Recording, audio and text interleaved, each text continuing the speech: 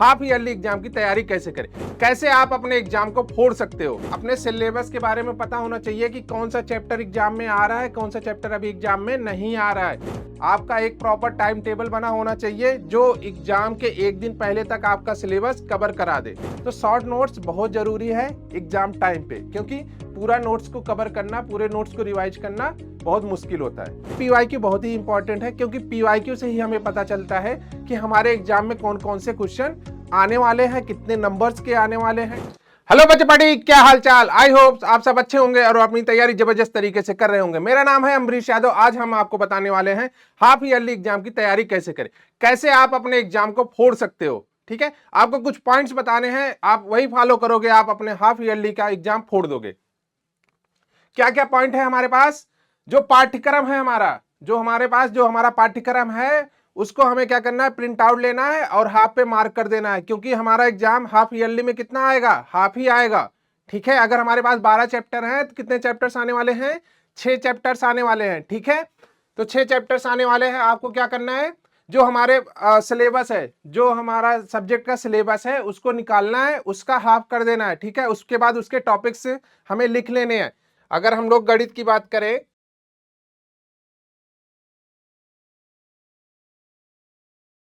तो इसमें टोटल कितने चैप्टर्स हैं, टोटल 14 चैप्टर्स हैं।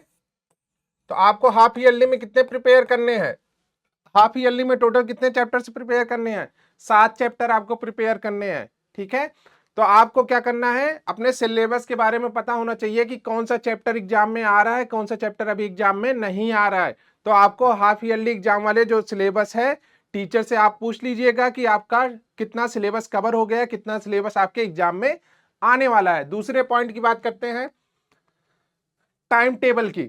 ठीक है, जब आपका सिलेबस डिसाइड हो जाएगा कि आपको सिलेबस कितना सिलेबस एग्जाम में आ रहा है, उसके बाद आपको किसकी जरूरत पड़ने वाली है, टाइम टेबल की, कि आप एग्जाम जिस दिन होगा उसके पहले पहले तक आप पूरा सिलेबस कैसे कवर कर सकते हो। तो आपके पास एक टाइम टेबल होना बहुत जरूरी है, टाइम टेबल होना बहुत जरूरी है। ठीक है, आपका एक प्रॉपर टाइम टेबल बना होना चाहिए जो एग्जाम के एक दिन पहले तक आपका सिलेबस कवर करा दे, मतलब कि पूरा रिवाइज करा दे। ठीक है, तो आप अपने अकॉर्डिंग 4 घंटे, 5 घंटे, 6 घंटे, 8 घंटे, जितना आपसे मैक्सिमम हो सकता है उतने घंटे का आप टाइम टेबल बना सकते हो। ठीक है, ऐसे एक पेज पे बना सकते हो, Monday, Tuesday, Wednesday, Thursday, Friday, Saturday, Sunday, और यहाँ पे आवर मेंशन कर सकते हो। उसके बाद आप सब्जेक्ट भी मेंशन कर सकते हो कि आपको फर्स्ट 3 आवर्स में कौन सा सब्जेक्ट पढ़ना है, उसके बाद आप 1 घंटे या 2 घंटे कौन सा सब्जेक्ट पढ़ोगे, फिर उसके बाद कौन सा सब्जेक्ट पढ़ोगे। ठीक है, तो आप ऐसे एक टाइम टेबल बना सकते हो प्यारा सा, जिससे आपका पूरा सिलेबस कवर हो जाए हाफ ईयरली एग्जाम के पहले तक। ठीक है, जितना भी सिलेबस आपके एग्जाम में पूछा जा रहा है। उसके बाद हम लोग बात करते हैं शॉर्ट नोट्स की, क्योंकि देखो एग्जाम टाइम पे 10 दिन 15 दिन पहले तो जो पूरा सिलेबस होता है, जो पूरे नोट्स बने होते हैं, उनको एक तरफ से रिवाइज करने में हमें मुश्किल होता है, क्योंकि हमारे पास टाइम लिमिटेड है। तो हम लोग अगर स्टार्टिंग से एक एक क्वेश्चन पढ़ते हुए जाएंगे तो हमारे पास टाइम बचेगा ही नहीं। तो हमें वहां पे क्या जरूरत होती है, शॉर्ट नोट्स की। वहां पे क्या जरूरत पड़ती है, शॉर्ट नोट्स की। तो आप पहले प्रॉपर नोट्स बनाओ। सबसे पहले क्या करोगे, आप प्रॉपर नोट्स बनाओगे,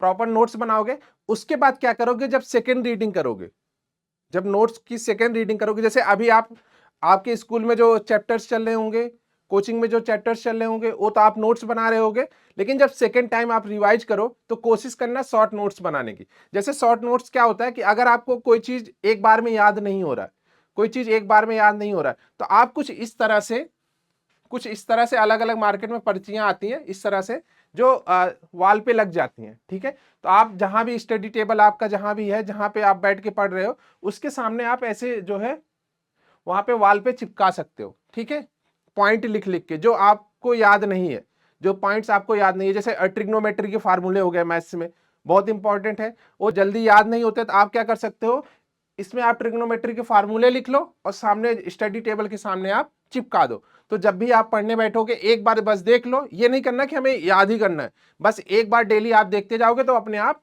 याद हो जाएगा। तो शॉर्ट नोट्स बहुत जरूरी है एग्जाम टाइम पे, क्योंकि पूरा नोट्स को कवर करना, पूरे नोट्स को रिवाइज करना बहुत मुश्किल होता है। ठीक है,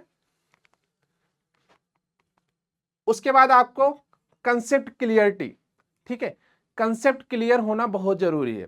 देखो अभी क्या है कि अभी स्टार्ट किए होगे 2-3 महीने, आपका 11th का सिलेबस चल रहा होगा, 12th का सिलेबस चल रहा होगा, तो अभी आपको क्या करना है, अपने कंसेप्ट को बिल्ड करना है, अपने कंसेप्ट को बिल्ड करना है। अगर आपको कुछ चीजें नहीं आ रही, अगर आपको कुछ चीजें समझ में नहीं आ रही, तो आप अपने टीचर से पूछ सकते हो या फिर अपने सीनियर से पूछ सकते हो, इवन आप क्लासमेट से भी पूछ सकते हो, अपने दोस्तों से डिस्कस करो, अपने टीचर से पूछो, ठीक है। तो वहां से आप अपने कंसेप्ट को क्लियर करो, क्योंकि यहाँ पे बैकलॉग हुआ तो एग्जाम में आपसे क्लियर नहीं होगा। एग्जाम में अगर वहीं से क्वेश्चन पूछ लिया तो आप वहां पे फंस जाओगे। तो एग्जाम के पहले पहले आप क्या करो, फुल प्रिपेयर होके जाओ एग्जाम में, ठीक है, जिससे आप हाफ ईयरली को फोड़ पाओ, ठीक है। 5वां पॉइंट है पीवाईक्यू, ठीक है, 5वां पॉइंट है पीवाईक्यू। अब सर हाफ ईयरली में पीवाईक्यू कैसे मिलेगा?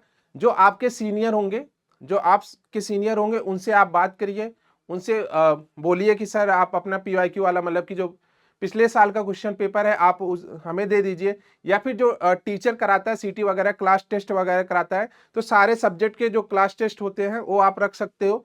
उसमें जो इंपॉर्टेंट क्वेश्चन है, जो आपसे बन जा रहे हैं उसको हटा दो, जो आपसे नहीं बन रहे हैं उनको मार्क करके रख लो, ठीक है। उनको एग्जाम टाइम पे आपको रिवाइज करना है, ठीक है, तो उनको आप एग्जाम टाइम पे रिवाइज कर सकते हो। और पीवाईक्यू बहुत ही इंपॉर्टेंट है, क्योंकि पीवाईक्यू से ही हमें पता चलता है कि हमारे एग्जाम में कौन कौन से क्वेश्चन आने वाले हैं, कितने नंबर्स के आने वाले हैं, टीचर का कौन सा फेवरेट है। ऐसे करके हम लोग पीवाईक्यू से पता कर सकते हैं कि एग्जाम में कौन कौन से क्वेश्चन आने वाले हैं और कैसे हम उसे फोड़ सकते हैं, ठीक है। तो आज के लिए बस इतना ही। आई होप आप सब अपने एग्जाम में अच्छा करेंगे और हाफ ईयरली का एग्जाम फोड़ देंगे।